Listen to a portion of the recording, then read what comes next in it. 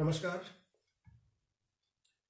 नारद संचार सकारात्मक सुर्खियों में आप सभी का हार्दिक स्वागत है। हिंदू पंचांग के अनुसार आज पौष मास के शुक्ल पक्ष की तृतीया तिथि है। दिन शनिवार है। ग्रेगोरियन कैलेंडर के अनुसार 16 जनवरी है, जो कि साल का 16वां दिन होता है। 16 जनवरी के इतिहास में की तारीख भारत की एक बेटी की बड़ी उपलब्धि का साक्षी है, जिसने 7 समंदर पार अमेरिका जाकर अंतरिक्ष यात्री बनने के अपने सपने को पूरा किया। और एक बार नहीं, बल्कि नासा ने उन्हें 2 बार अंतरिक्ष यात्रा के लिए चुना। हम कल्पना चावला की बात कर रहे हैं, जिन्होंने 16 जनवरी 2003 को स्पेस शटल कोलंबिया से अंतरिक्ष में दूसरी उड़ान भरी।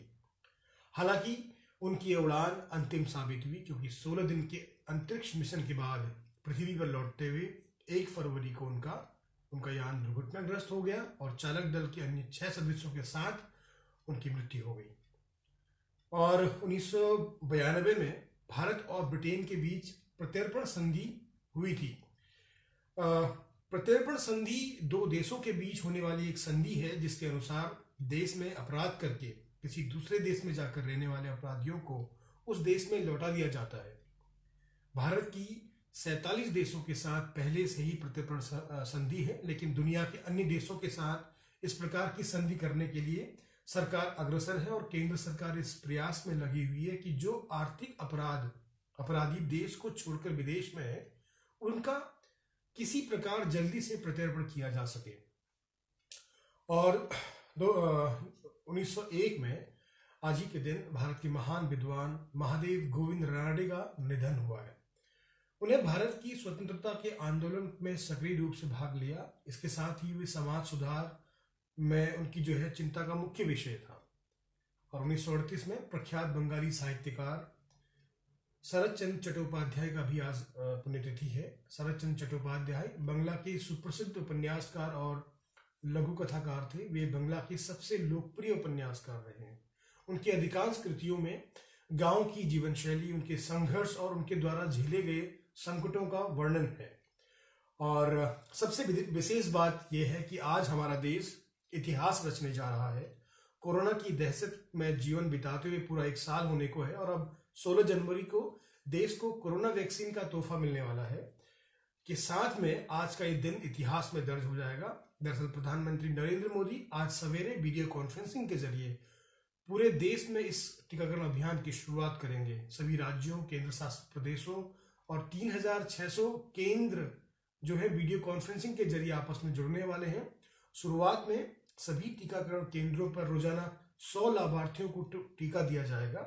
टीकाकरण का यह कार्यक्रम जरूरतमंद लोगों को प्राथमिकता के आधार पर लगाया जाएगा। साथ ही पहले चरण में स्वास्थ्यकर्मी, सरकारी और निजी क्षेत्र में कर्मचारियों और संकेत बाल विकास सेवा से संबंधित कर्मियों को टीके लगेंगे।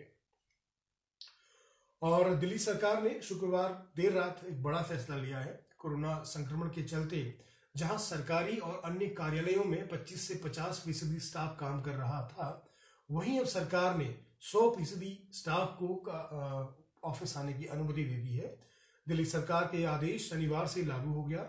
और जानकारी के अनुसार दिल्ली सरकार व दिल्ली में मौजूद सभी सरकारी कार्यालय, निकाय, निगम और निजी संस्थानों में ये नियम लागू माना जाएगा। और सकारात्मक सुर्खियों की अगर बात करते हैं तो नेपाल ने शुक्रवार को भारत से कोरोना वायरस रोधी टीके की जल्द आपूर्ति करने का आग्रह किया है। दोनों देशों ने सीमा प्रबंधन सहित संपर्क, अर्थव्यवस्था, कारोबार, ऊर्जा, तेल एवं गैस, जल संसाधन, राजनीतिक एवं सुरक्षा से जुड़े मुद्दे, सीमा प्रबंधन, विकास गठजोड़, पर्यटन सहित सहयोग के विविध आयामों पर विस्तृत रूप से चर्चा की है। पिछले वर्ष सीमा विवाद के कारण संबंधों में खटास आने के बाद यह पहली उच्च स्तरीय बैठक है। और प्रमुख सूचना प्रौद्योगिकी कंपनी HCL टेक्नोलॉजी अगले 6 महीने में 20,000 लोगों की भर्तियां करने वाली है। $10 अरब की पूंजी वाली कंपनी HCL टेक्नोलॉजी ने कहा है कि डिजिटल सेवाओं को अपनाए जाने और डील में मजबूत वृद्धि के कारण बढ़ने वाली मांग को पूरा करने के लिए ये भर्तियां की जाने वाली है। और खेल जगत से भारतीय निशानेबाज सौरभ चौधरी ने शुक्रवार को राष्ट्रीय निशानेबाजी ट्रायल्स में पुरुषों के 10 मीटर एयर पिस्टल का खिताब अपने नाम किया है। 19 साल के सौरभ ने फाइनल्स में, माफ कीजिएगा, फाइनल्स में 246.9 अंकों के साथ विश्व रिकॉर्ड भी बनाया है। आज के लिए इतना ही। कल सुबह फिर आपसे मुलाकात करते हैं। तब तक के लिए आप स्वस्थ रहें, मस्त रहें, आपका दिन शुभ हो। नमस्कार।